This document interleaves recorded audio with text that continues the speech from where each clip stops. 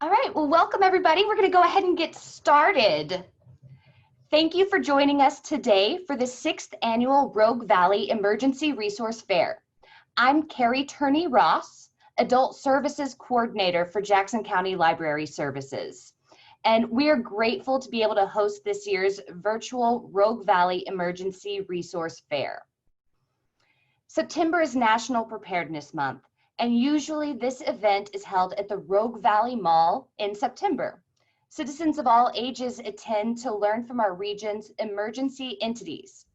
Our mission is simple: to educate you on safety, how to get prepared for the unexpected, and who to contact for help. Today's speakers are experts in their field.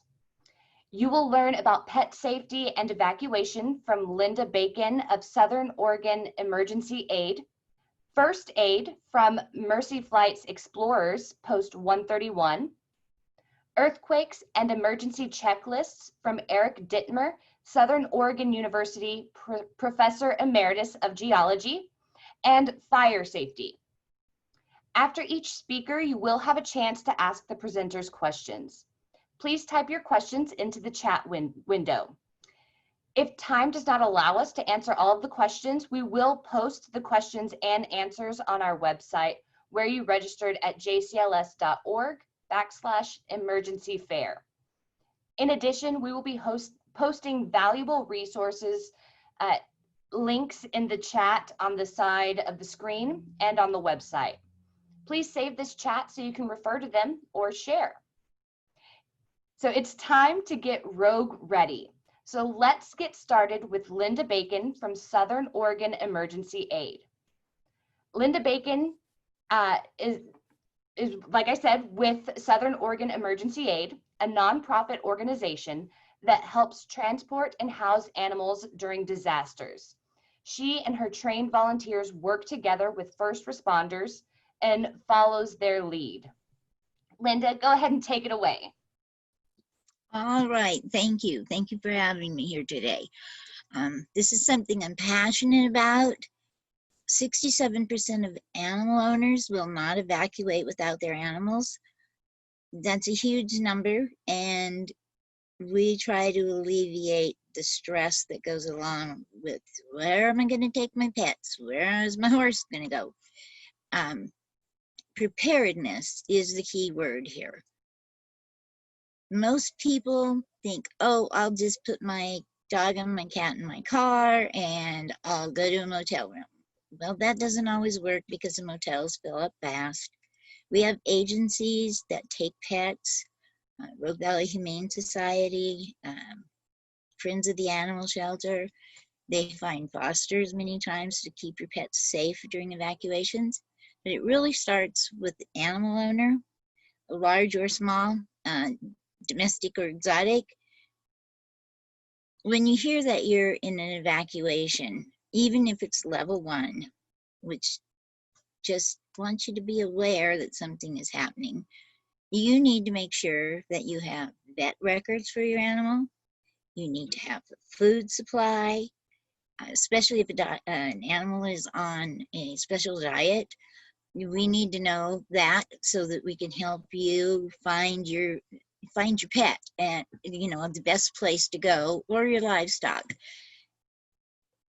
If you have an animal, your level 1 is the wake-up call. Get ready. Don't wait until you go to a level 2, and please don't wait till you go to a level 3. I don't care if all you have is a little tiny purse dog that's going to be with you through the whole thing. You need to get ready.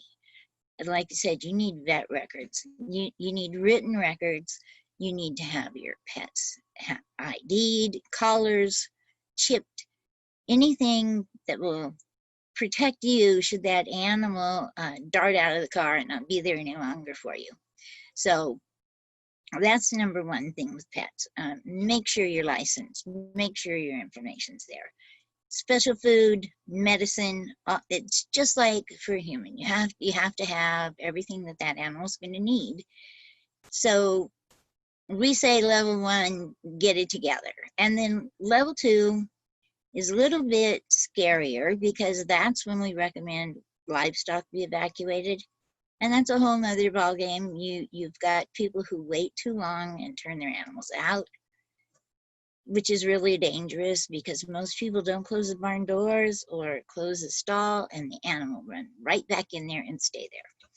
So there's a lot of little fine tuning that needs to go with livestock. First of all, you have to know there's a secure place to take it. This year, the expo was available to take animals, and they've done a fantastic job. I don't know where we would be without the expo this year. County designated sites are really wonderful things, but sometimes they fill up. Our organization has 100 volunteers with property, stalls, barns, dog kennels, cat houses. We have someone who takes exotic birds. You really need to think about all this, and especially now that we're in this fire and this later seems like it's just going to linger, we may end up doing another full evacuation of animals. And we are proud to be able to say that we work with law enforcement and emergency management. They help guide where we can go and what we can do. We never self-deploy, and if you have a friend who's going to move your animals, you need to get permission. You can't just say, oh, my friend or my cousin's going to go in and get my animal, because they just won't let you do it. There's so many things to do with livestock. You need to mark them. Photographs. If you've got a dog, a cat, a ferret, a horse, a goat, a pig, get a photograph, preferably with the animal. Because after they're cared for and tended to, when it's time for them to go home, you just can't walk up and say, oh, that's my cow, or, oh, that's my Great Dane there, that was mine. You have to be able to prove ownership, and you should be thankful that you have to. That way you don't end up with people making off with your animals.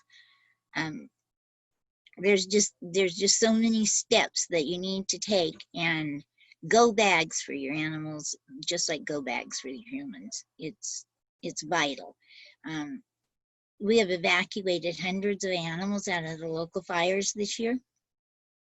All of them are being cared for and tended, and if someone is to the point where maybe their tack room burned down or their feed supply was burned, we supply feed for the animals as well. And we have some great volunteers who will give your animal, whatever size, whatever variety, the same kind of loving care that you would give it. And I think the biggest part of our job is not the actual evacuation. It's the peace of mind that people get knowing that their animal's going to be safe. It's just, I'm sure probably most of you own animals, and it should be, I've got myself situated, I've got my family situated, I've got my animals situated. It's not something you do as an afterthought. It's just very important if you want to make sure they're going somewhere safe and sound. Now, I could probably rattle on for another 15 minutes about this, but if anybody has a question, I'd be very happy to answer it. Anything specific and or vague, well, I would do my best to let people know what is going on. Or if you've never evacuated an animal and you have one and it's all new to you, please call us ahead of time, or call the shelter, call the Humane Society. They'll give you great information about what you need to do. And if you've had animals all your life, sometimes you don't think about what you need to do too. It's interesting to me that sometimes someone will call us and say, well, I've got 16 chickens and 4 pigs and 2 goats. Now, can they all be housed in the same place? Well, probably, but maybe not. And you have to be a little bit open to the kind of help that we can give. And not just us, other agencies and other groups that do it as well. There's a lot of animal rescue sites around, and this in the fires in the Worthington fire and the Obertain fire, a couple of those had to be evacuated. So that's something to think about also. If you've sent your pet someplace that's maybe a little close, they may have to be moved again. And that's really just trying on the humans. you need peace of mind. That's the main thing. You need peace of mind, and you need to think calmly and collectively about what you're doing. And you need to just prepare just like you would for your children, basically. And I just wish that people would start early instead of preparing late. I mean, I have tons of literature on how to care for your pets to get them ready to be evacuated. I'm happy to share it with anyone. I'll send it to you, I'll deliver it to you, or one of our volunteers will.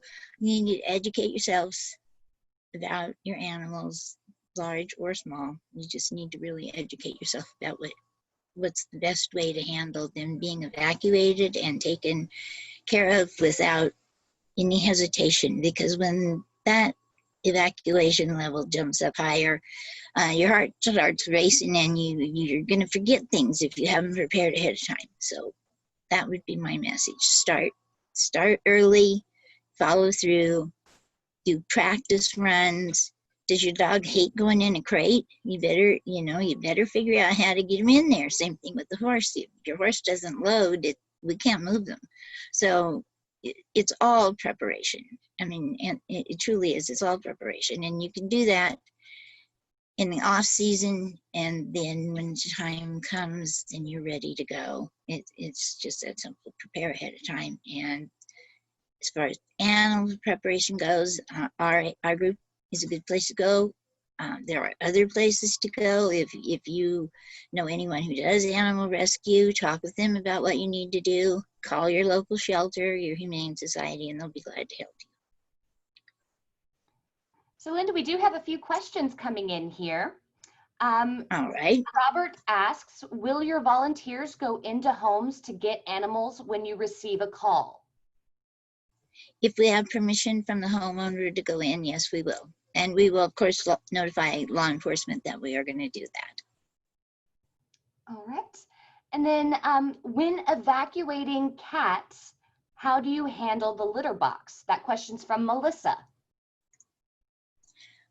Delicately, like always. You just take it with you.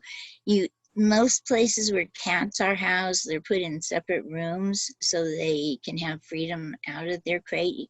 And if you take them to Friends of the Shelter or the Humane Society, they're set up to deal with that. They have the crates that have the slide out litter pans underneath. But if you're moving your animal somewhere else, just put it in a great big bag and make sure that your cat can get to it. That's the biggest thing. And some people have just placed small containers in there for their cats, and that's not really effective, but it's better than nothing. All right. Mike asks, did you mention getting your pets chipped? Yes, I did. And that's just a lifesaver, literally, for animals, because cats look a lot alike and dogs look a lot alike, especially if they got caught in the fire and maybe some of their hair is singed or they have burned paws. An animal in pain does not look like the animal that you have at home that lays on your lap. Their facial expressions are different, their ears positions are different, their tail, everything. It can make it really hard to identify a cat that you could look at him in the dark and know it was yours. But if it's been in a terrible experience and been harmed, it can be really tricky. So chipping your pet is the absolute best way to go. And it's not terribly expensive. And any vet will check any animal for free to check for a chip. All right, Francis asks, how about picking up strays? We don't pick up strays. We are strictly an emergency animal evacuation team.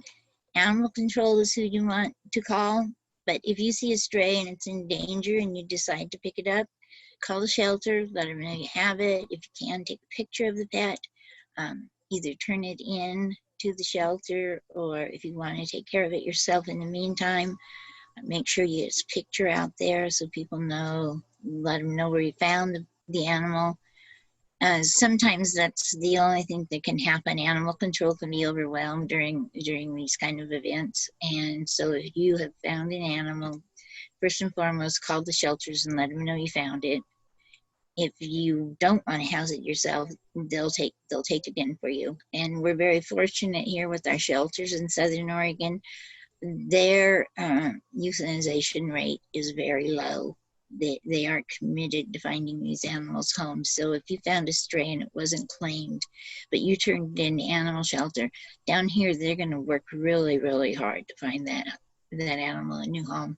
They're excellent down here. All right, Christy asks, do volunteers get flooded with requests, or can they take a limited number and size? In our group, we have 2 or 3 people who dispatch people who are going to evacuate your animal. So the public isn't reaching out and talking to someone who's doing the evacuation physically. And so sometimes we have them backed up 2 or 3 loads that they're going to go get, but no, they never get the calls to go. That verges on self-deployment, and that's something that's dangerous. You can't have people out there. First of all, sometimes we go in where firefighters are actually fighting fires, and we have to stay out of their way. We have to stay out of law enforcement's way. So you can't have somebody just going in and getting them, and a volunteer saying, well, I've got 1 horse, but I got a 3-horse trailer, so I'll just stop and get 2 more. We just don't do that. It's not effective and it's not safe. Great. All right. Kathy asks, should you provide a crate for your small animals when you take them to a shelter? No, they normally, in non-emergency times, they have plenty of crates to take care of the animals that you take to them. And you might leave your crate with them, much like you do if you take your animals to the vet. You leave the crate there so you can bring the animal home in it. But normally you wouldn't. It's great if you have a crate. A lot of people don't have them. So if you do have one, take your animal there and they will let you know whether you need to leave it or not. Okay, Destiny asks, what if you're not home and your animals are inside? Is there something we can put in our windows to let first responders know there are animals inside?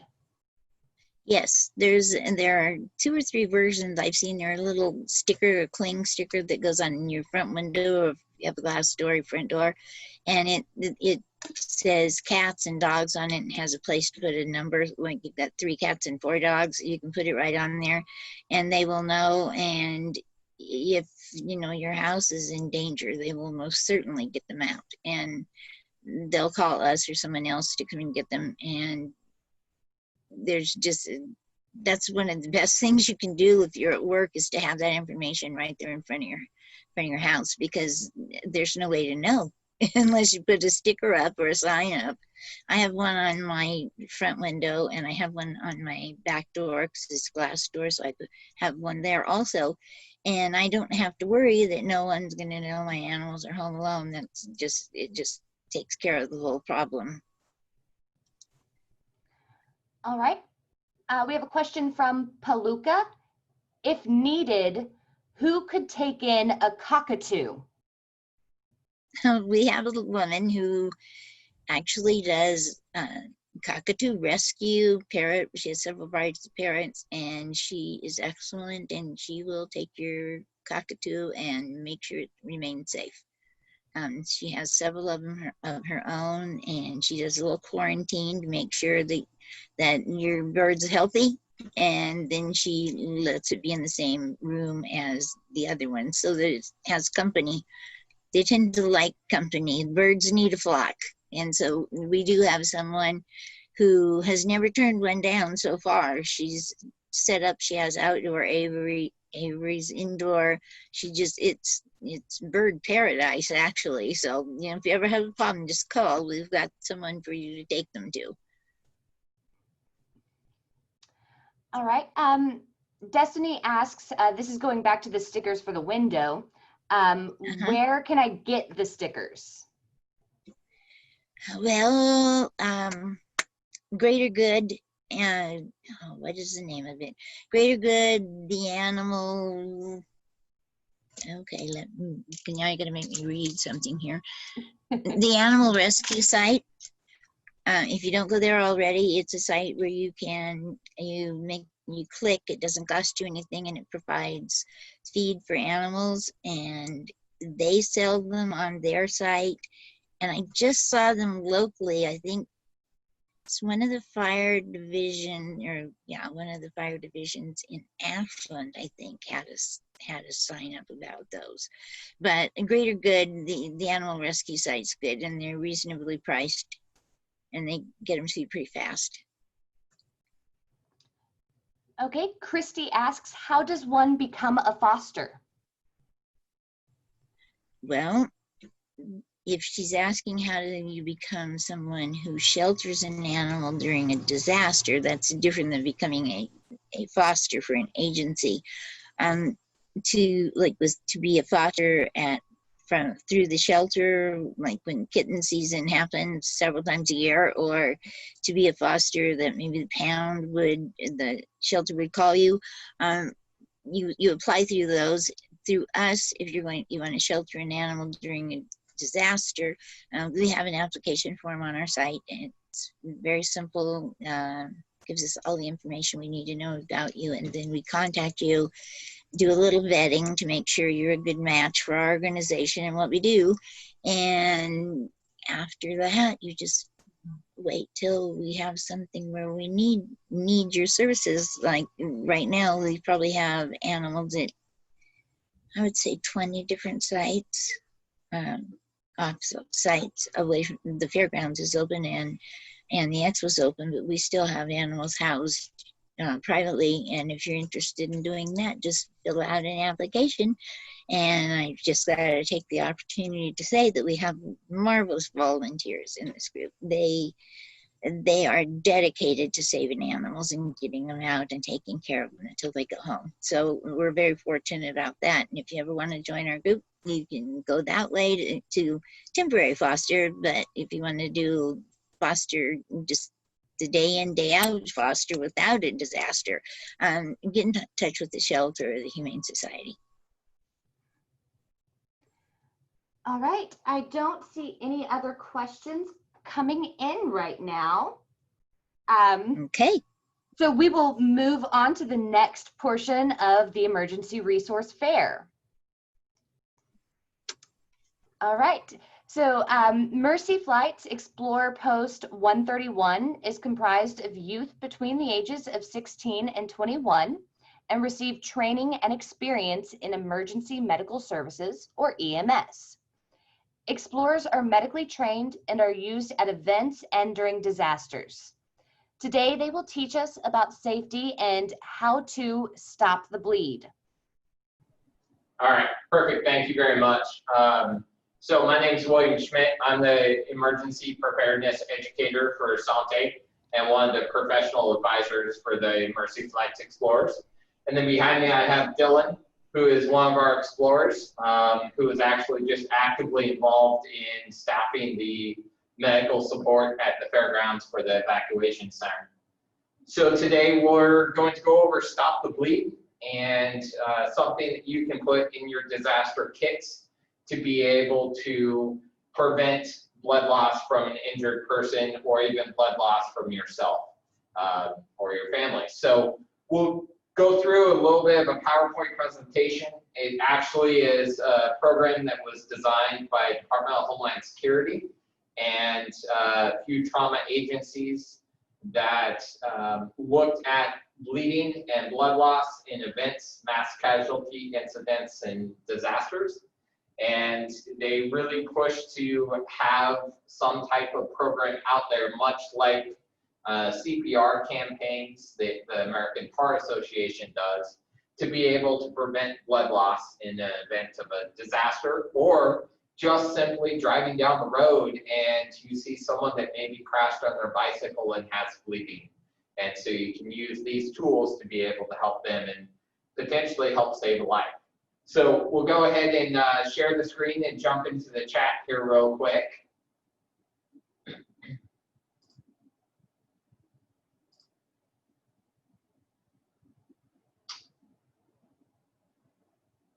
All righty. So first of all, and I just want to make sure that, Jeffrey, if you give me a thumbs up that that screen is shared. Perfect, thank you. So as we look at Stop the Bleed, as I said, it was developed as a national program with the Hartford Current, Trauma Services, and American College of Surgeons, really based on some significant events that happened in our country that we all know about, which is the school shootings, and especially based on the Las Vegas shootings that happened. This program really kind of takes that bleeding control and then really expands it into what we would see out in our community as a potential life-threatening injury. So as we move along here, again, as I talked about, a couple of different agencies that respectfully put in input to be able to get this program developed and designed. I do want to let everyone know that there are some images that may be graphical.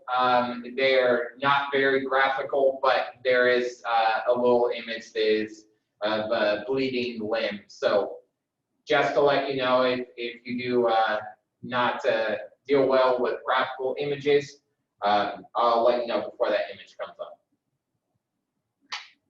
So the #1 cause of preventable death after injury is bleeding, and that's really why this program was designed, was to prevent that injury from occurring to death. So #1, as we look, we identify and recognize bleeding. So if you see someone that has blood loss or bleeding, that you have the tools in your toolbox, right, in your disaster kit or disaster bag, or even first aid kit within your vehicle, that you can help prevent that blood loss, then you're going to take the steps in that bleeding control that we'll go through. So the #1 thing that we always want to make sure of is that we have our personal safety equipment. So a lot of us through this pandemic have heard about PPE, which is personal protective equipment. That's what healthcare workers utilize to protect themselves from diseases or even just someone else's body fluids that you don't want to get on you, obviously. So the first thing is calling 911, alerting someone that there is an injured person and that you need help, you need assistance. This training is great to stabilize an injury the best you can until the 911 services arrive. Then we'll go through our ABCs and into the bleeding. And then obviously into compression. Bleeding is you find the source of the blood. Where is it coming from? Where is that injury? And then is it continuous? Does it continuously bleed? That's going to tell us maybe what type of blood loss it is or what type of injury it is. If you have a spurting wound, that may be indicative of a vessel bleed, really an artery. If you have an oozing blood loss, that may be indicative of some type of capillary bleeding. And there's different treatments depending on what type of blood loss there is. Really, we look at bleeding as where is it on the body? And one of the issues that we found in Las Vegas is people were coming up to hotels and gas stations and saying that they had been shot, when in fact the blood that was on them was from other people. So they never had an injury, which pulled resources away to respond to them and not to the incident that was going on. So one of the first things is make sure that you can find that bleeding source. Where is that blood coming from? And is it their blood or someone else's blood? So as we talk about bleeding, we have certain areas on the body. Right here signifies the areas that we can put a tourniquet on. We call them the limb areas. Then we have the what's called the junctional areas. These areas we can't put a tourniquet on. Really, around the neck is not a great place for a tourniquet. So we have other options to be able to use. And lastly, we have what's called the trunk area, the core of the body, and that area we can utilize some wound packing, which we'll teach you. And lastly, compression. Compression is where we just put simple pressure or wound packing or tourniquet, depending on what type of injury it is. So compression is really direct pressure, and it's finding that source and trying to put as much pressure down to prevent that blood loss. So if you can do that, that's the #1 way. So I'm going to have Dylan step up here, and he's going to go over the pressure and how to do that.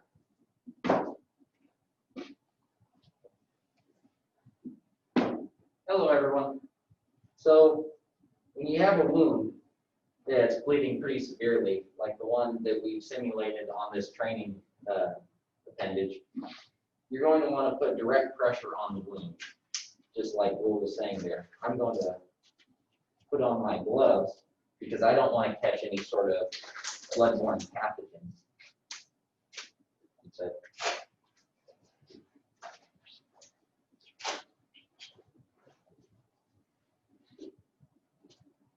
And when I'm going to put direct pressure on the wound, I'm going to be using my hands. I'm going to be using my hands to place a piece of gauze, but I can also just put direct pressure using my glove. I can take this right here, which is a piece of quick clot impregnated gauze, and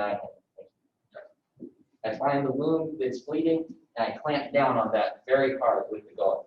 And I'm going to get a nice tight grip on that there. And the idea is that I compress the blood vessels that are broken inside, and I hope to stop any sort of bleeding, to allow the body time to create a clot and plug up the hole, essentially.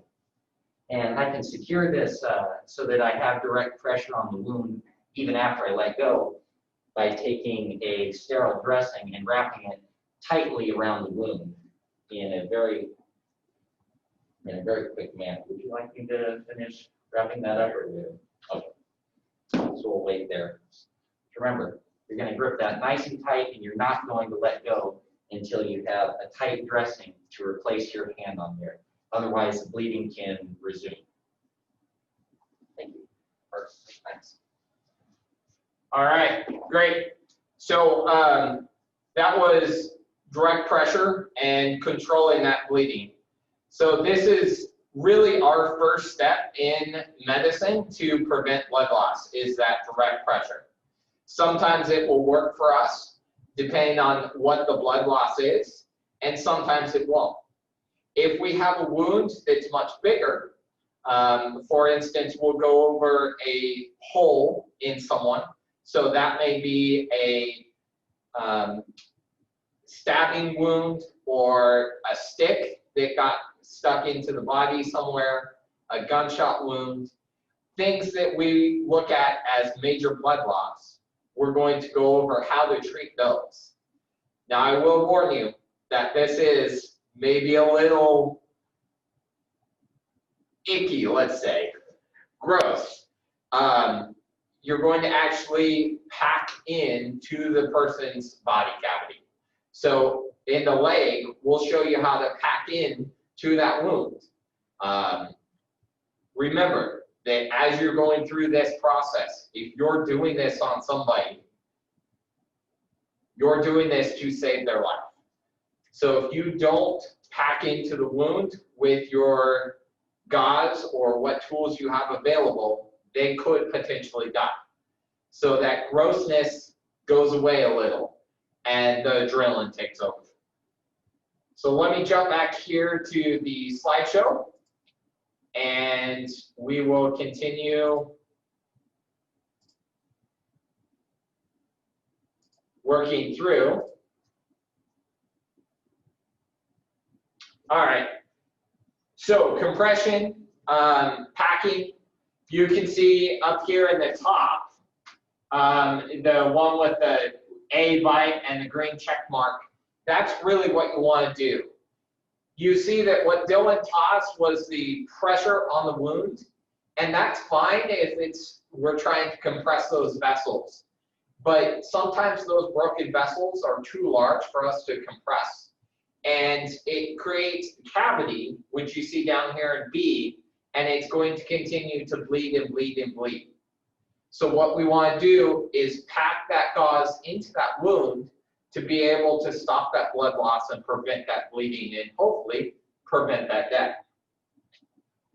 So I'm gonna stop the sharing here for just a second.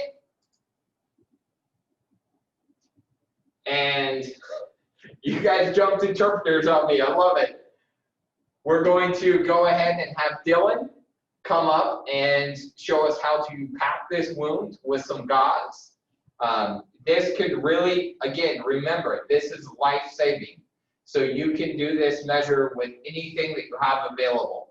They're going to go to the hospital and they're going to get antibiotics. We can give them antibiotics for an infection. We can't give them life for loss of life. So if you don't have gauze available in your kit and you have maybe a t-shirt that you're wearing or a sock, you can pack that wound and get as much as possible stop bleeding so you save their life. Dylan? All right. So here on our little training device, we have a penetrating wound either from a gunshot or a stab or some other sort of puncture. And what we're going to do is we're going to take this roll of gauze here, and our biggest concern is to get as much of this as deeply into the wound as quickly as possible, because we are concerned with trying to save this person's life by stopping the blood loss as quickly as possible. So what I'm going to be doing is just hand over hand, using my thumbs and my index fingers to push this as deeply and into the crevices of this wound as quickly as possible. And the idea is that I fill this to the point that I don't have any more gauze left that can go in there. And what this is doing is I'm feeling around and I'm trying to fill in all of the holes and all of the openings so I can put direct pressure right onto the vessels that are bleeding. That way I can wake up any blood that's come down and start to pool, and I can plug up that hole as quickly as possible. So I've gotten to the point that I can't get any more gauze into that wound there. That's packed pretty tightly. I can't physically push any more in. And at this point, you're going to want to just continue to wrap that around. And just like we talked about earlier with compression, is I'm keeping that tension nice and tight on the wound so that I don't have any sort of leakage afterwards. I'm trying to stop the bleed as quickly as possible, and I'm tying that down nice and tight. There. Perfect. Thank you. All right. So again, this is not something that we're going to just walk up and see a scraped knee and start these measures. This is something that is a life-threatening injury that we walk across or come across, and this is the only option that we have to save their life. So we're talking disasters.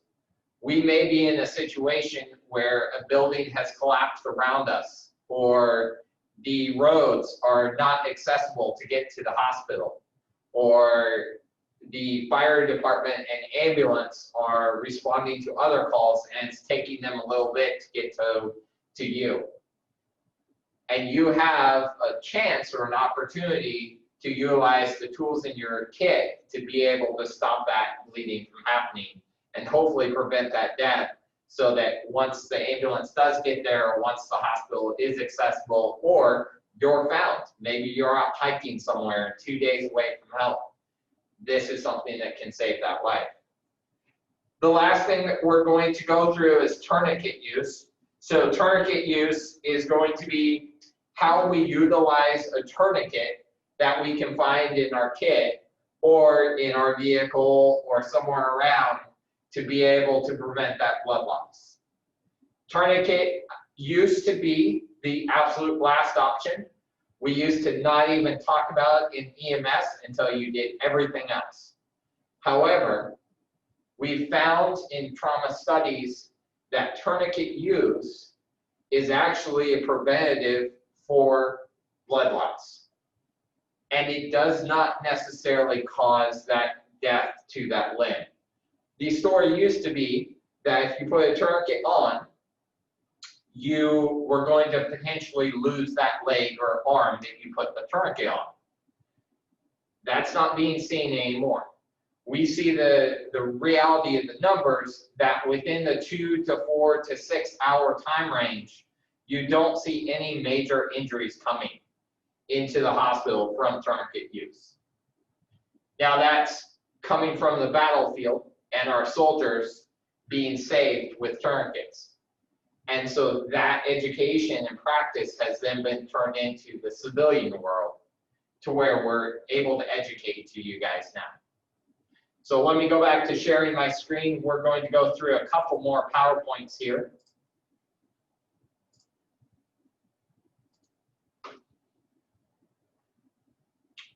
So the last thing is we talked about, right? We talked about packing.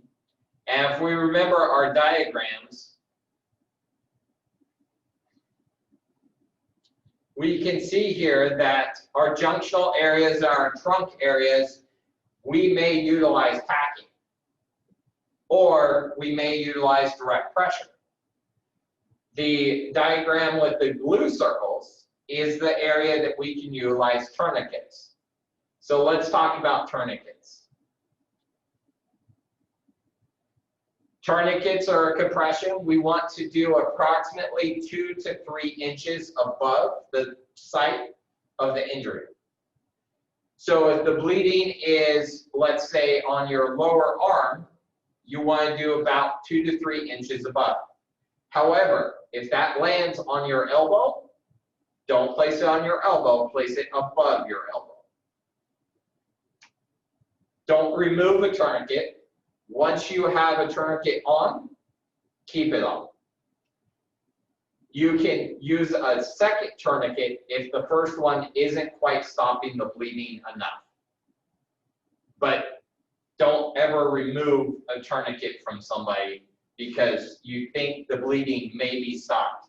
It's like you put a Band-Aid on and then you pull it up to see if the blood stopped. Don't do that. Leave it on. Let the body start its natural occurrence of preventing that blood loss. All right, so compression, right? Tourniquet, you can apply it to yourself. You can apply it to others. Here's the problem. Tourniquets will hurt. They do cause pain. But one of the things that we use in our education is, what would you rather have? A little pain from the tourniquet or no blood in your body and not being alive? So we really look at a little pain to get a saved life is a lot better. The tourniquet will be tight around the limb, and thus when you tighten it down, it will start causing some pain. It will then feel like your leg or arm is asleep, and you'll have some pins and needles in it. This is normal. This is that blood stopping going into the injured extremity. What it's also doing is stopping the blood loss from exiting the body, or the blood from exiting the body in that injured area. So if you have a artery that is severed and blood is exiting out of that artery into the atmosphere, right, into the outside and not staying in your body, the way that you can prevent that blood loss is to basically clamp down that artery and prevent the blood from going and exiting out. So I'm going to go ahead and again stop sharing, and I will let Dylan come back up, and he's going to go through the tourniquet use and how to properly do that. So again, here we have our bleeding patient here, and we're going to say that this little red spot right there is the wound. And on this orientation, this is going to be the lower half of the quad here. So that's farther away from the rest of me than this top part is, just so that we understand that we're going above the wound, not below it, and not on the knee. So I have my tourniquet here, and I'm going to try and apply this to the leg. And because this is so far up the leg, I might actually decide not to try and slip it all the way up the body, but to undo it and wrap it around and refeed it through the buckle. But for this demonstration, we're going to just slip it over the top. So again, we're keeping it just a couple of inches. We're going to keep it just a couple of inches above the injury, above the wound, and we're going to tighten this down with the Velcro strap and secure it back onto itself. So now that we have that secured, we can take this little stick here, which is called the windlass, and we're going to begin turning that. This will tighten the tourniquet. And we're going to tighten this, we're going to spin the windlass as many times as it takes to get the bleeding to stop. So as soon as the bleeding is stopped, that's when I secure the windlass by slipping it into this little buckle harness thing here and securing it with a Velcro strap. Now, it's also very important that as soon as you get the tourniquet on there, you want to take some sort of a Sharpie or a pen, and you want to write down the time that you applied it, either on the tourniquet or just on the leg right here, wherever is most convenient. And so once you have that applied there, you may find that you need to apply a second tourniquet. So say it's still seeping blood slightly. Well, I can take a second one, and I can put this one on above the first one. So let me get this opened up here. And again, because this is the body of the patient, we're going to go over the first one. So we're going to go just a little bit, just a couple inches over the first tourniquet. Now I'm going to offset the windlass and all that just a little bit, one, so that it doesn't get in the way, but two, so that I ensure that I'm getting pressure all the way around the limb. And then again, I cinch that down with this Velcro strap all the way down there. I'm going to begin to turn my windlass. I'm going to begin to turn my windlass, and this time again, I'm going to be turning it until the bleeding stops. And now that the bleeding is stopped, I can secure the windlass into that buckle with the Velcro strap there, and I'll record the time of that one as well. And so now I put two tourniquets on there. I offset the windlass and the buckles a little bit to make sure that I'm getting even pressure all the way around the limb. It's above the wound by at least 2 to 3 inches, and it's not over any sort of joint such as the knee or the elbow, or it's not up on their hip or something like that. So we have that all cleaned up there. Perfect, thank you, Dylan. So let me go back one more time and share the rest of this presentation here for you. So these are a couple of the tourniquets that are available. Well, hang on. There we go. These are a couple of the tourniquets that are available. CAT tourniquets and SAM tourniquets are the two tourniquets that are approved by the Department of Homeland Security to use in these kits. However, any of the other tourniquets are definitely available and out there on market.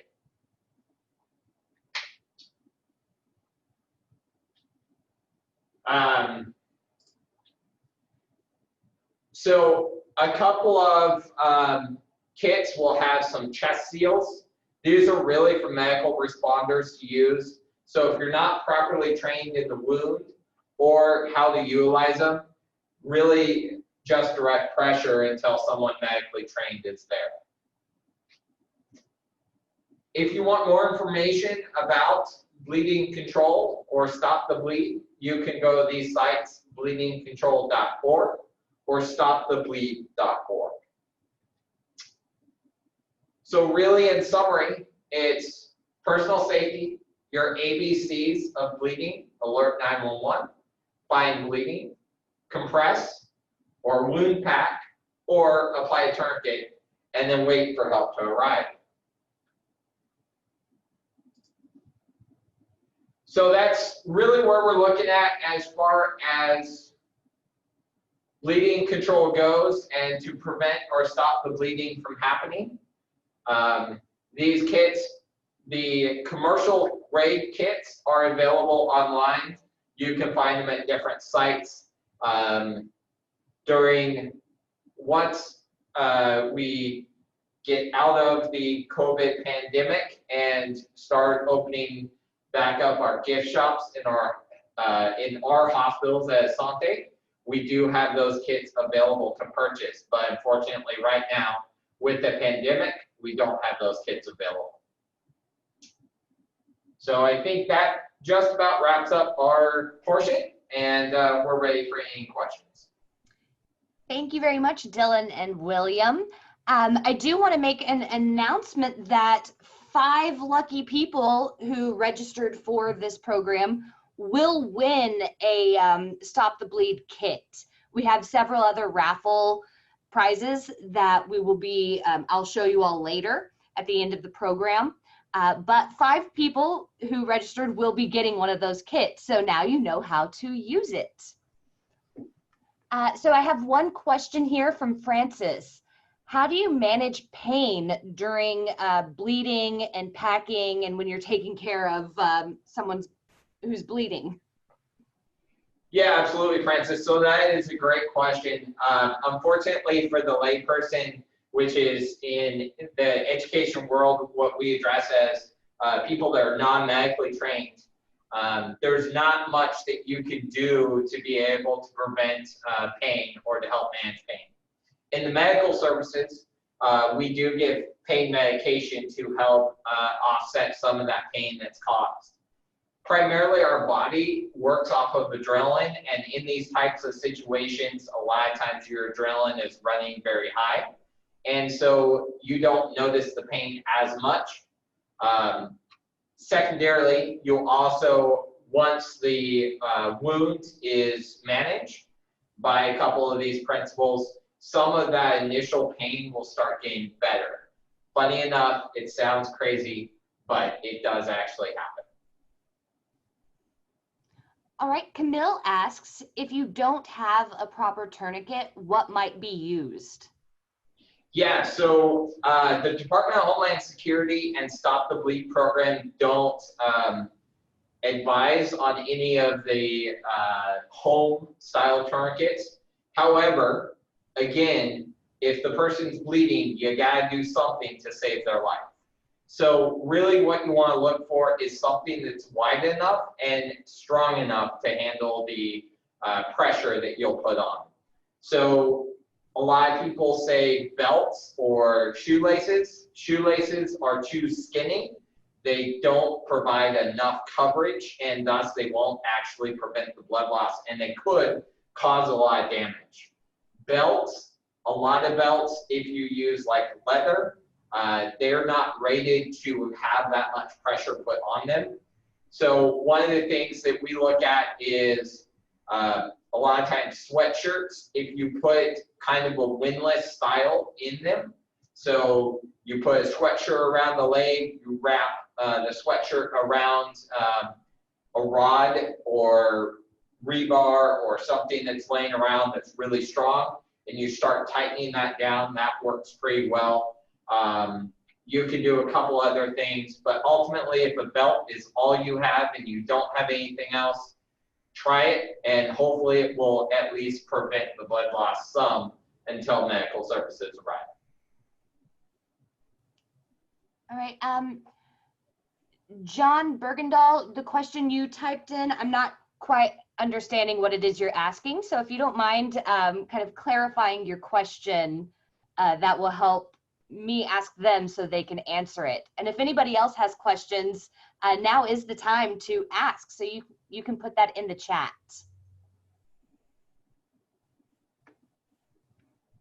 So one of the things that I will say while we're waiting for John, if he has another question, is YouTube is a great place, right? So YouTube gives a lot of great videos, educational videos, and Stop the Bleed has done a lot of great videos on their site and then on YouTube as well. So you can search tourniquet use or bleeding control and be able to see some of those techniques filmed at a lot closer range. And so you'll be able to see exactly where that windlass rod clips in or how you are able to pack a wound. Okay, here's John's question. Is it important to record the time of tourniquet application for EMS or emergency room? Yes, absolutely. So what we look at is once a tourniquet's on, depending on how long a tourniquet's been on and that blood has been prevented from moving through. So you gotta think blood circulation and blood flow, it brings a lot of good stuff into the body and then it takes some of that bad stuff out of the body. So some of the waste that our body produces gets taken out in that blood flow process. Well, when you stop that blood flow, you prevent some of that waste from leaving. And so what we do in medicine is we will look at that time frame and determine what the potential risk of removing that tourniquet is and then prevent that risk from happening. So there may be medications that we may give or antibiotics, or we may slowly take it down depending on how much time. So yes, John, it's really important to know what time that tourniquet was placed. And also, if you're going into a situation where there's a lot of people and you're placing multiple tourniquets, to be able to take that marker and write a T on their head works really well just on their forehead. And it works really well to identify EMS workers that they have a tourniquet applied. All right, thank you very much. Once again, Mercy Flight's explorers, Dylan and William. The next portion of our emergency resource fair is going to be led by Eric Dittmer. He is a professor emeritus of geology and fire at Southern Oregon University.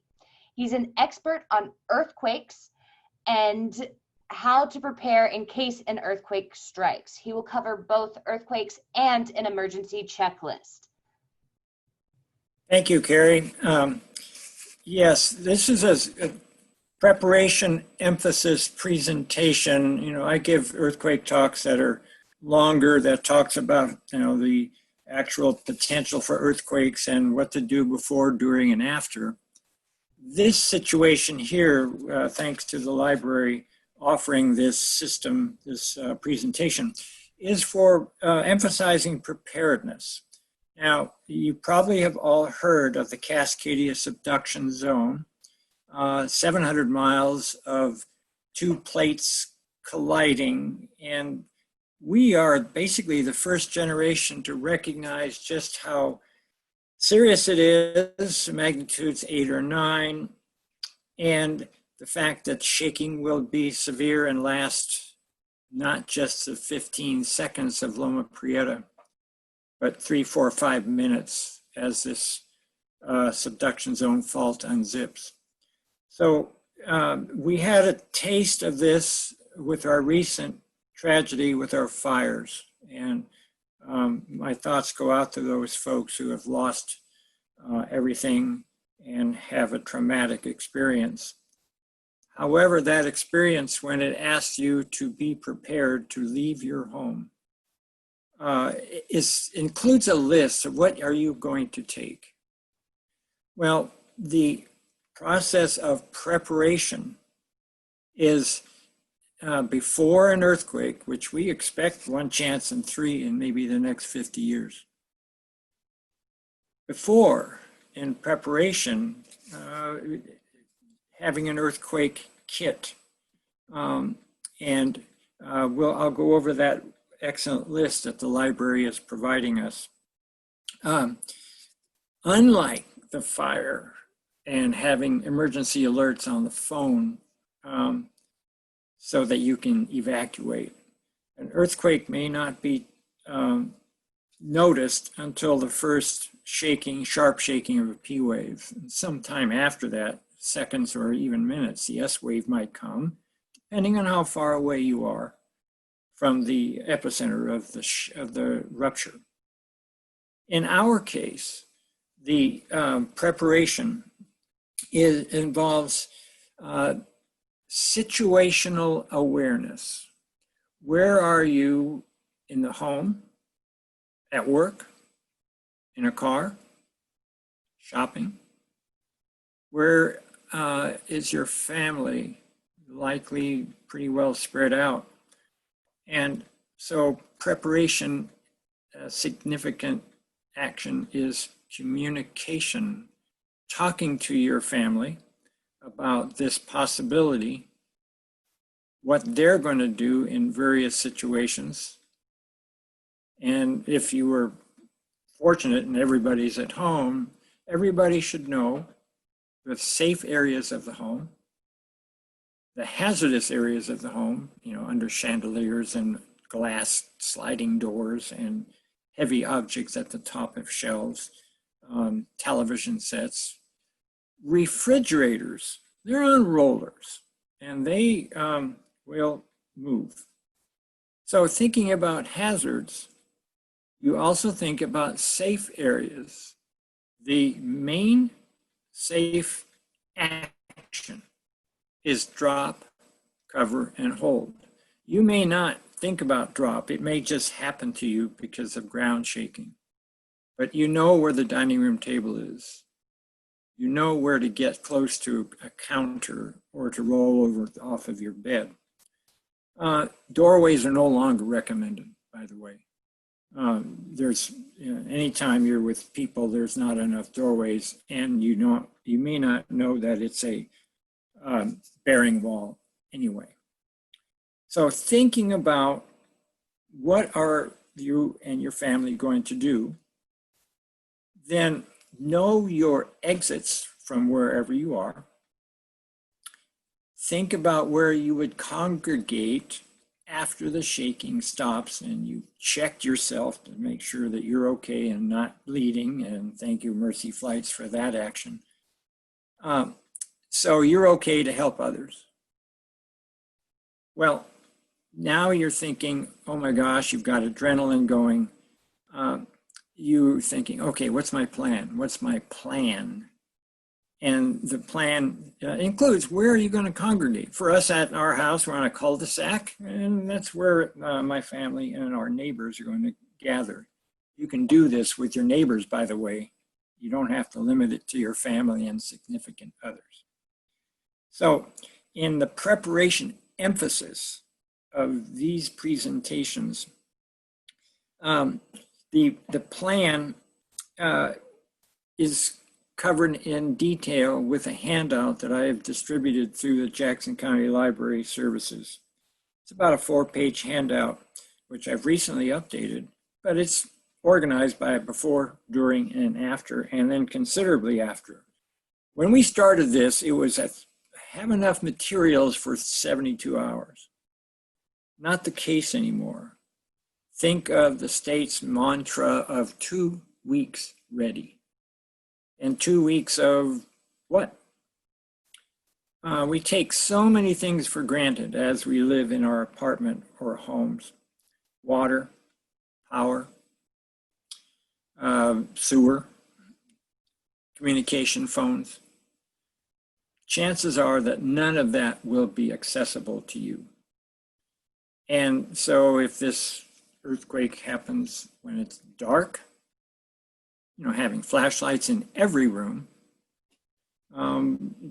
having fire extinguishers and first aid kits, knowing how to use them, thanks again to Mercy Flights and Red Cross and other programs.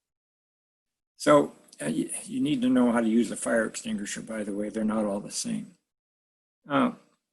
So your kit should address those major public utilities that you will not have. So battery-powered radios for information, and having a sense of ability to travel. Well, you're probably not going to travel very far. This event will close I-5, it'll close 101, and most of the bridges that are not brand new will be down, along with landslides. By the way, if you have a bicycle somewhere in the garage that's not working, get it working. Bicycle will be an essential tool that should be part of your earthquake kit. Now, the kit that the Library Services has now distributed, emergency kit, the checklist, is excellent.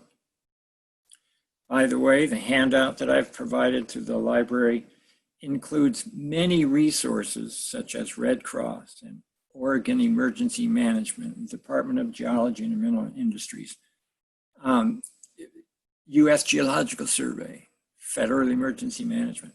They have excellent resources that you can visit and augment the materials that we're providing you with this presentation. Think about what happened to either you or people you knew here in Jackson County as of the fire. Your emergency kit obviously addresses water and the food, non-perishable. And if you have this applies to everybody. The food obviously should also have comfort food. Chocolate comes to mind for me, but you need to have something to look forward to. And so food, water, know how to turn off your utilities. Natural gas, electricity, water. You don't have to turn off natural gas unless you smell it. It's got an odor in it on purpose. If you don't smell natural gas, don't turn it off because it takes a professional to turn it back on.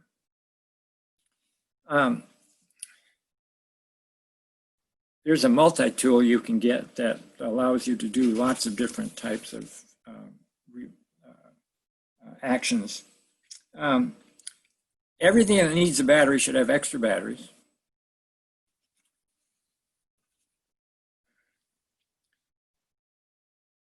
Common sense, work gloves, which means also you want a pair of heavy-duty shoes or good-soled shoes by your bed. If this happens at night, you wake up, you realize it's an earthquake, and you start running around, going to the other room to check on others, and there may be glass everywhere.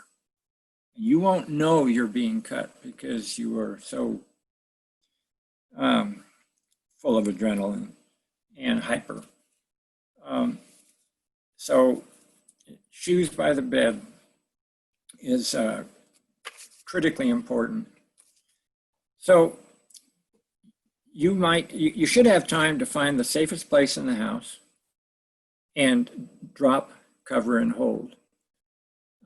If you happen to know you are in a building that's not safe, you may not have time to run out. That's another situational awareness issue.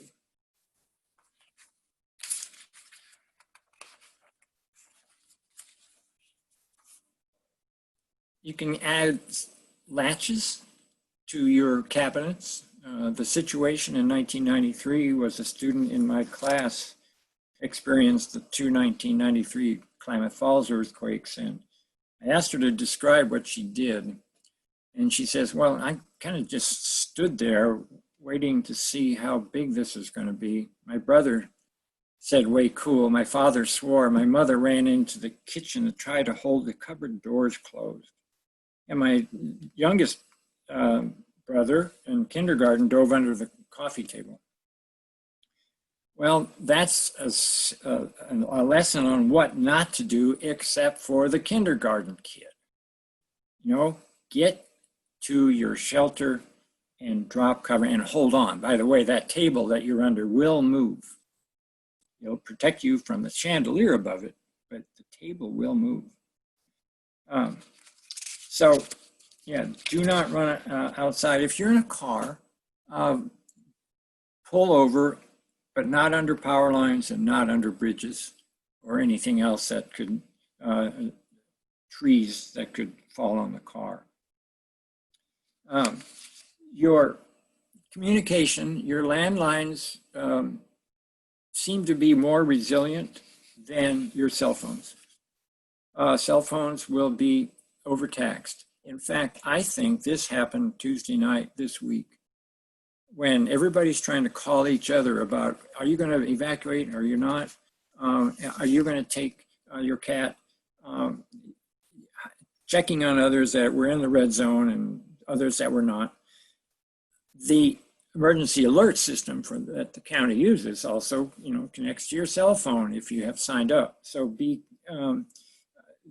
cell phone system will likely be overtaxed even if the towers remain. You can call, text will, if anything's going to work, it's texting.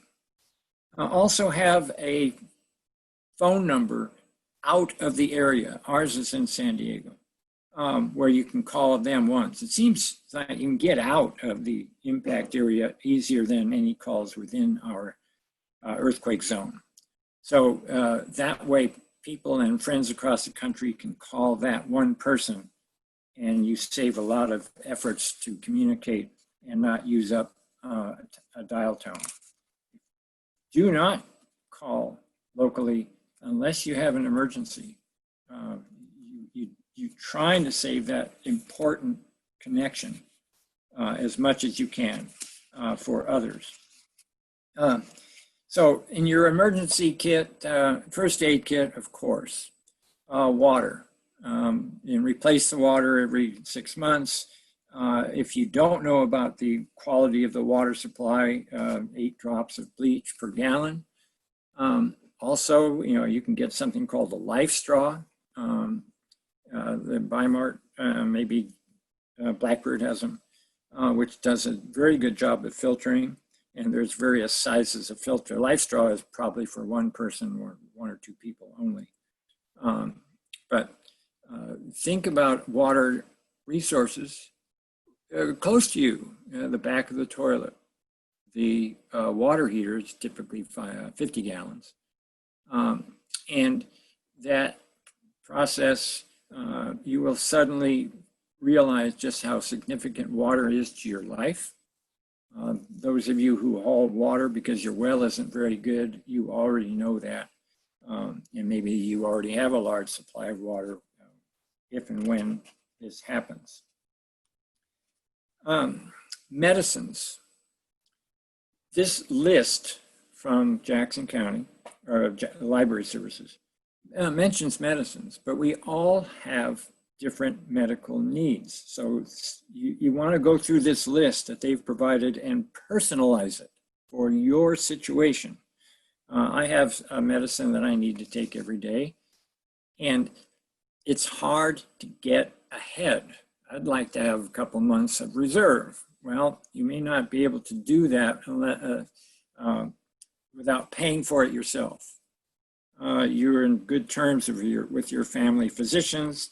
They may be able to allow you to have the prescription so that you can get ahead on your medicine. The medicine should also be, a reserve should be in your go kit. So cash. Your credit cards aren't going to work. Small bills, $50 bill is not going to help you if all you need is a certain thing and someone else happens to have it. So small bills, store it, and don't tell anybody where you store it, except your family, by the way. There's a good feeling from being prepared. But don't let the extensive list on preparation materials scare you,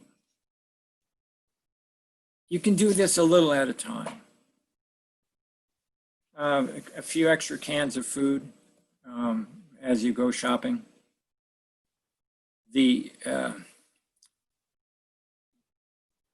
Think about, as you go about your day, what you really need, and just start putting them together. The checklist, it suggests a big plastic tub. We have plastic actual like closets in our patio. The doors close tightly. It's easy to see what's in there. There's an inventory on the door, so we know what shelf to go to. The process of doing that gets you a strong feeling, warm fuzzy, so to speak, that you're doing something and being prepared for it. And it's not just for earthquakes. Now, earthquakes are going to have its own set of real challenges. The fires we just went through, and still going through for some people, have their own set of challenges. You need to recognize that most of the rescues performed during earthquakes are done by the people, by your family members, your neighbors, or people you work with. First responders will be overwhelmed. Medford has a population of 150,000 in a normal weekday. There are about 200 first responders, and they're not all on duty. So having the ability to take care of yourself, having the material that will allow you to survive, and keep in mind as you go through your day and you think about, maybe I should have that. And you might be alone on your own for at least 2 weeks, but an earthquake of the magnitude we're talking about is going to have a Katrina-like disruption of society. I mean, we are so dependent on trucks to bring material down to grocery stores. Grocery stores have about 3 days of supply, and they're going to get a run on after the shaking stops. By the way, beware of the aftershock. So the I-5 will be disrupted, and that situation means that we will be isolated in Southwest Oregon. We will try, the first responders and public works folks are going to try to clear the roads as long as there's gasoline. But all the gasoline goes through a terminal north of, just in the northern part of Portland, and it's on very, very poor soils. That facility will not be functioning. So fuel for us, even if I-5 opens up, will be very, very scarce. So in this checklist,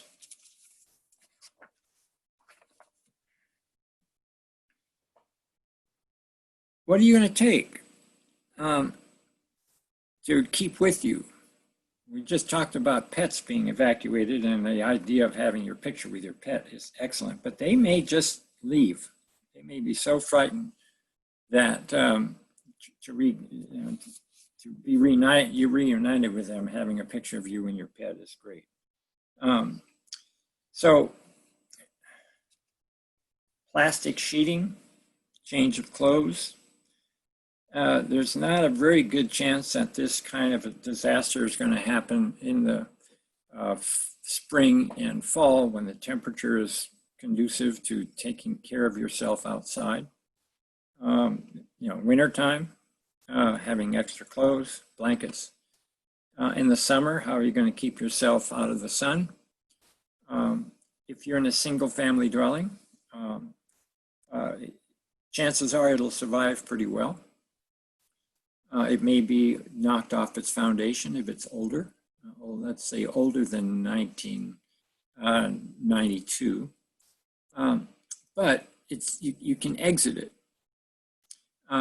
And you might be able to go back in. You can see the damage. If you're in an office building, multi-story, even if it's new, you don't want to go back in unless you have a certified engineer saying it's okay, and they will be in short supply as well. So having your safety kit accessible but protected. In the wintertime, you don't want the water bottles outside. We have ours in the garage and underneath the patio. And if it looks like there's a freeze warning, I move the water inside. You can also incorporate resources in your neighborhood. There's something called the neighborhood watch, where you do what I just suggested you do in your family, but you include your neighbors. And you'd be surprised, our neighbor across the street is a retired nurse, and her husband is an avid hunter and has a large supply of first aid materials, and he has a generator.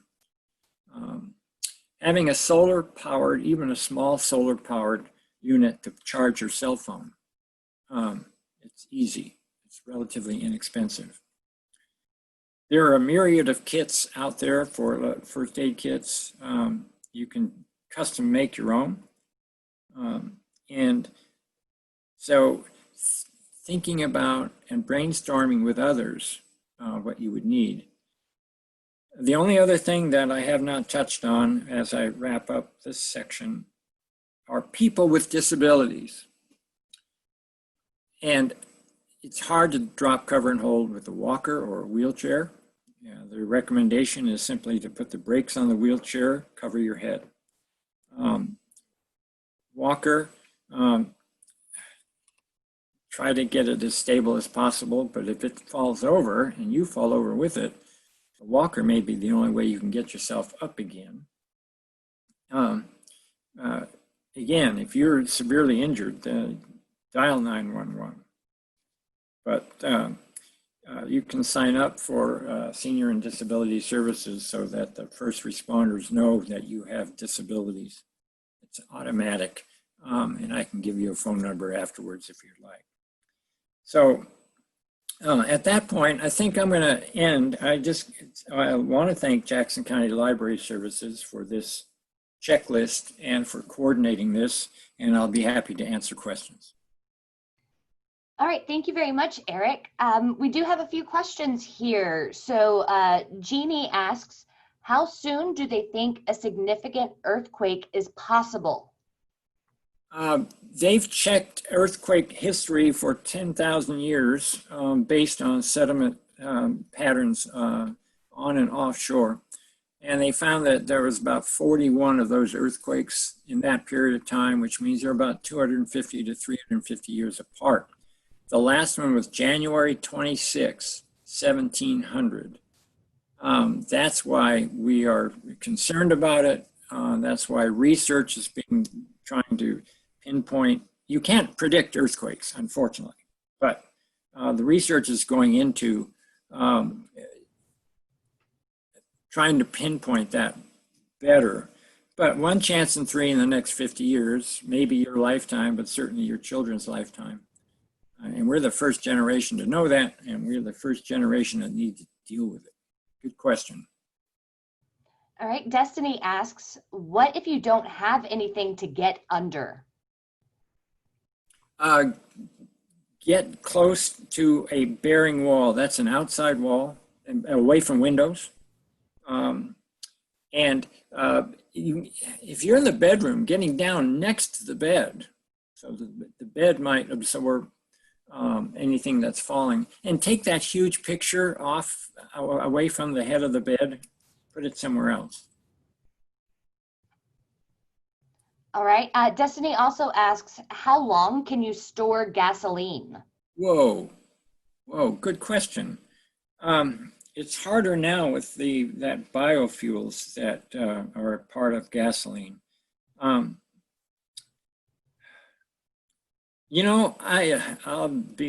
don't know, okay? Quick answer, I don't know. But if you have gasoline stored, say it's for your lawnmower, then cycle it through. use it, then get new in your container, and keep the container, away from inside buildings if you can. No, I don't know that one. All right, we've got another question here. Will my well casing survive an earthquake? Oh, I have a simple pump, hand pump in parallel with the water pump. Okay. It's very likely, it's very possible that the well core might collapse. And if it fills up above where the pump is, then you won't be able to get any water. Most wells have an electrical pump, and it's at the bottom or close to the bottom of the well on purpose, because you can pump up, but you can't suck up. So the well has to be open enough for you to dip, or have a generator and hook it up to the power for the well. But if you have a shallow well that you can dip out of and then use bleach and make sure it's clean, that's the best answer. All right, Laura says, you mentioned that this is a shorter presentation than ones you've done before. So where can we find information about upcoming presentations from you? That's a good question. That's my typical talk is with rest homes, retirement homes, because of their unique problems. I've done this for League of Women Voters. The next time that one of my talks is scheduled, and I've done it for the ALI class too, Lifelong Learning Institute. Next time I am scheduled for one, I will let the library services know. We'll figure out a way to publicize it just like the library service did for this presentation. Melissa asks, is standing in a corner safe? Yes, yeah, you're probably okay there, because as long as at least one of those is a bearing wall, that's good. I see a question here on aftershocks. How many? There will be many. After the magnitude 9 Tohoku earthquake in Japan in 2011, I have a USGS app that gives me the earthquakes around the world that are greater than 4.5. Well, there were thousands of aftershocks because of the magnitude of the Tohoku earthquake. And so I had to change my settings just because of that. You will expect dozens, if not hundreds. They will drive you crazy. They're usually less magnitude than the original shock. No, be cognizant of aftershocks and recognize what they are. All right, and we have had a few people asking how to get that checklist. I'm just going to go ahead and let you guys know. You can call the library or you can email me. My email address is cturneyrross@jcls.org. So that's cturneyrross@jcls.org. And if you email me, I will send you a copy of the checklist personally. And Carrie, you could probably forward the handout that I sent you. That's 4.5 pages with extra resources listed on it. If somebody asks for that, then maybe Absolutely, I can definitely do that. So if you want that handout, please let me know and I'll get it to you on Monday as soon as I can. Fantastic. Jeannie asks, are there any slight earthquakes that might be a forewarning of a major earthquake? No, they look at earthquake swarms. They've done this at Sisters and at the LA Basin. No direct correlation. They're not enough to create a warning. They monitor that. There's quite a few magnitude 1s and 2s that we don't feel that's occurring off the Southern Oregon coast. But it doesn't seem to be a prelude to that. We have to recognize that the earthquake, unlike a hurricane, is going to come without warning. All right, and we have time for just one more question. And this is coming in from Facebook. Aaron asks, I live in a 2-story home. In an earthquake, should I get to the first floor? And what about going outside during the quake?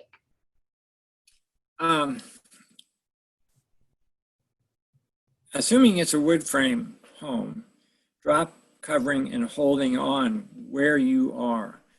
You don't want to be running, you probably can't be running down the stairs. The shaking is going to be too severe, more than one of those rides you get at the fairgrounds.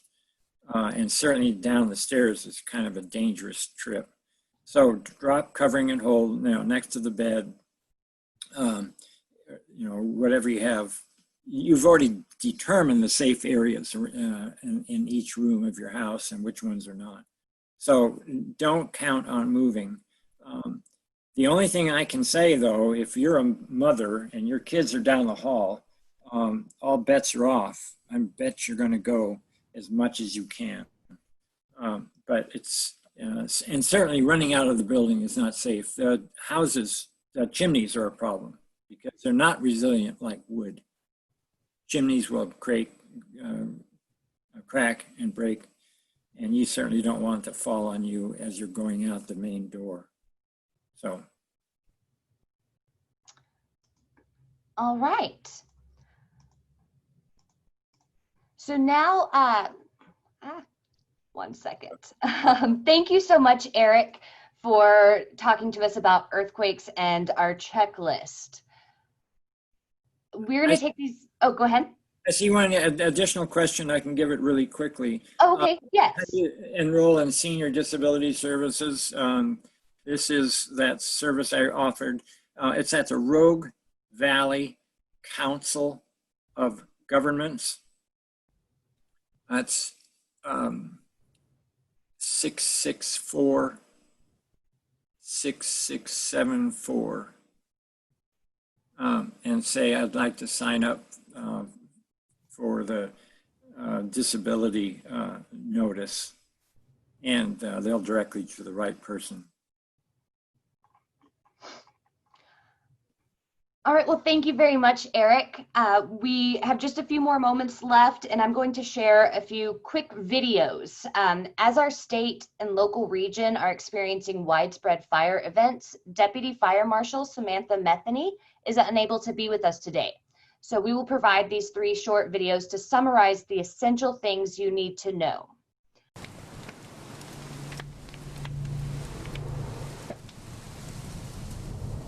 The fire moved so fast. And I had one exchange with a good friend of mine, and he's talking about being stuck in traffic and saying, we're gonna run for it, I think we're gonna die. That tends to stick with you for a while, and it definitely affects you. In the immediate moment, it was just get what we can and let's get out of here. We drove across the street to our neighbor's house, who's an elderly lady, and she chose to stay, and she passed away in the fire. People should prepare. Have a 5-minute plan. Have a 2-minute plan. Have a drawer in the house that's where you keep the most critical thing, that if there's 1 or 2 things that you needed to get out of your house other than your family and your pets, what are 2 things that you absolutely need? If your home is in or near wildlands, this video is for you. Lightning-caused wildfires are natural events, old as the land itself. Unfortunately, humans start many wildfires as well. Because we are building homes in natural areas, we are at risk to losing these structures to wildfire. But homes don't usually burn because of the main fire. Scientists have found that embers can ignite homes far from the main wildfire.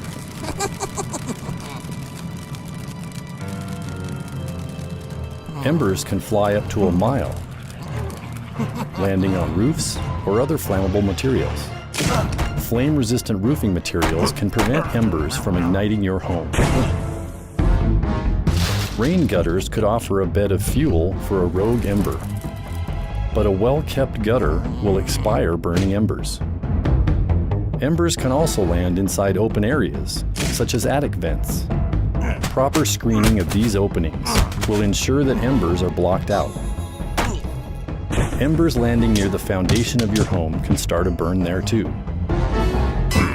Non-flammable landscaping around the base of your home leaves embers with nothing to ignite. Hardening your home will prevent embers from catching it on fire. When it's time to replace your roof, choose fire-resistant roofing materials. Keep your roof and gutters free from flammable debris. Ensure all vent openings and underdecks are screened with 1/8 inch wire mesh. Replace flammable vegetation around your home with material that won't catch fire, such as rock mulch, because it's critical that embers landing within 5 feet of a structure don't find something to ignite. Keep your yard well maintained, or consider low watering options, like xeriscaping. We will always have wildfires, but we don't have to lose homes. Smart choices, proper planning, and spreading the word about wildfire preparation can give your community a fighting chance against the threat of wildfire. For more information, contact your local BLM office.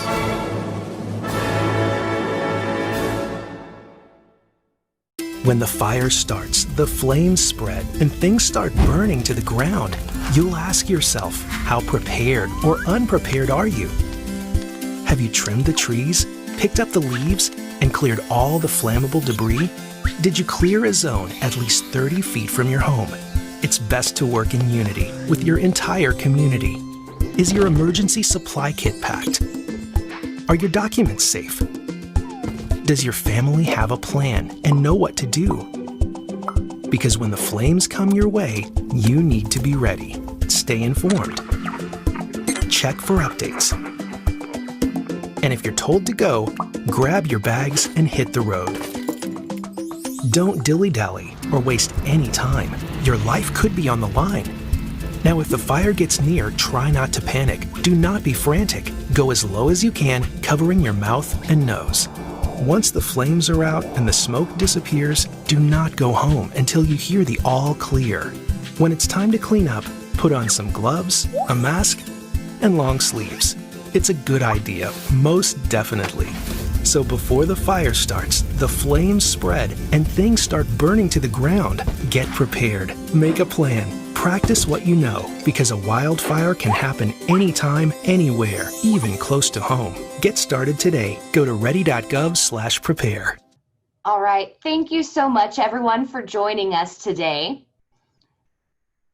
So this event is made possible by the presenters and Jackson County Library Services, Asante, Mercy Flights, Providence, Medford Medical Center, AllCare Health, Friends of the Eagle Point Library, Red Dog Pet Supply, Pepsi, Blackbird Shopping Center, EmergeGuide.com, Rosebud Media, Bicoastal Media, KCMD, and KMED.